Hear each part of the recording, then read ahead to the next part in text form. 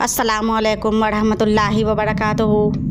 मैं हूँ मुसन्निफ़ा मरियम और आप देख रहे हैं जिन स्टोरी का चौथा एपिसोड बसेरा। तो चलिए अब कहानी को आगे बढ़ाते हैं और देखते हैं कि बसेरा में आगे क्या होता है। जावेद के वालिद फरीद कामिल साहब आखिरकार हवेली में पहुँच ही गए। जैसे ही उन्होंने हवेली में कदम रखा, ऐसा लगा हवेली के देवर व दीवार चीख चीख कर 30 साल पुरानी कहानी बयान कर रहे हैं। जावेद, आदिल और इम्तियाज़ उन्हें देखकर बहुत ही ज़्यादा खुश हुए। अचानक वो बूढ़ी औरत खिड़की से आमिल साहब को देखकर चौंक गई और सिसकियाँ लेती हुई हवेली के दरवाजे से अंदर दाखिल हुई और उन्हें देखते हुए बोली, इतने सालों से कहाँ चले गए थे मेरे बेटे?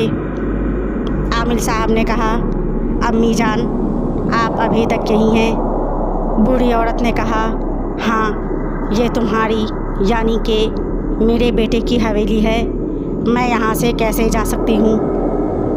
जावेद ने हैरान कुन नज़रों से बूढ़ी औरत को देखा और बोला, अब्बू जान क्या ये सच में हमारी दादी है? आमिल साहब ने कहा, हाँ ये तुम्हारी दादी जान है। तभी जिन्नात बिल्कुल सामने हाजिर हुआ और बोला, 30 साल बाद फिर चले आए आप आमिल साहब।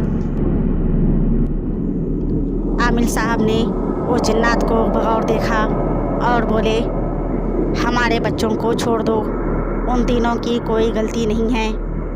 जावेद की दादी ने कहा, गलती तो हमारी भी नहीं है, मगर ये पागल जिन्नात समझता ही नहीं। जिन्नात ने खबासत से मुस्कुराते हुए उससे कहा, अपने आमिल बेटे को देखकर आपकी ज़ुबान फिर से चलने लगी। जावेद ने कहा, अरे ये तो वही इंसान है जो कुछ देर पहले हमें खाना देकर गया था। जिन्नात ने उसकी तरफ मुस्कुराकर देखा और बोला, हाँ जावेद हम वही हैं और हम इंसान नहीं, एक खूबसूरत जिन्नात हैं और हमारा ही इस हवेली पर बसेरा है और हमेशा रहेगा। हम तुम्हारे जिन्नाती रिश्तेदार हैं, अपने वालिद से पूछ लो। ये कहकर वो जिन्नात गायब हो गया, मगर उनकी नज़रों से हकीकत में वो जिन्नात वहीं खड़ा था उनकी बातें सुनने के लिए। जावेद ने चौंक कर अपने वालिद से पूछा, ये क्या कहकर गया वो? आमिल साहब ने कहा, उसे बोलने दो, वो ऐसे ही बोलता रहता है। जिन्नात फिर हाजिर हुआ और बोला, क्या हम आपके रिश्तेदार नहीं हैं? ये कहकर वो फिर गायब हो गया। फिर कुछ पल के बाद हाजिर हुआ और बोला, अगर आप इन तीनों को इस हवेली में 30 साल पहले हुए वाक़ये के बारे में बता देंगे तो हो सकता है कि मैं इन तीनों को बचाने में आपकी मदद करूं। यह कहकर वो फिर मुस्कुराकर गायब हो गया।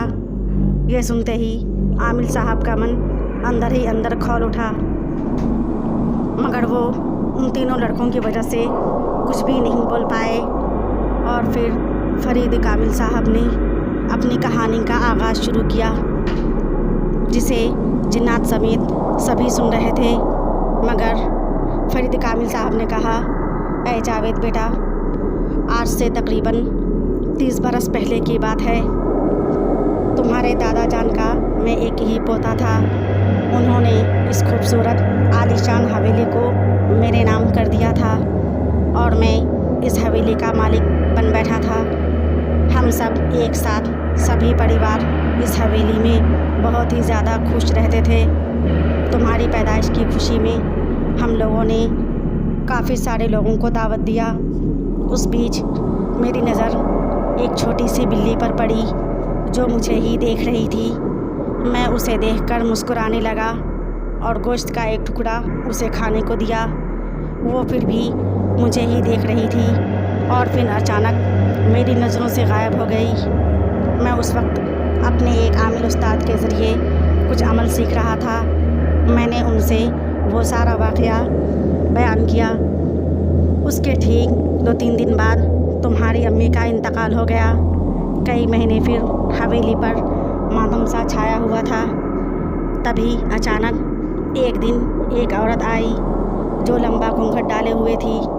तुम्हारे दादा जान ने कहा, मैंने इस औरत को तुम्हारे लिए पसंद कर लिया है, तुम इससे शादी कर लो ताकि ये बच्चे को संभाल सकेगी। और मैंने सिर्फ़ तुम्हारी वजह से उस अनजान औरत से शादी कर लिया। हमसे यही गलती हो गई कि हम लोग बिना सोचे समझे इस औरत को अपने घर का हिस्सा बना लिए। अगर ऐसा नहीं होता तो हम बच जाते। कभी किसी पर बिना सोचे समझे भरोसा नहीं करना चाहिए था।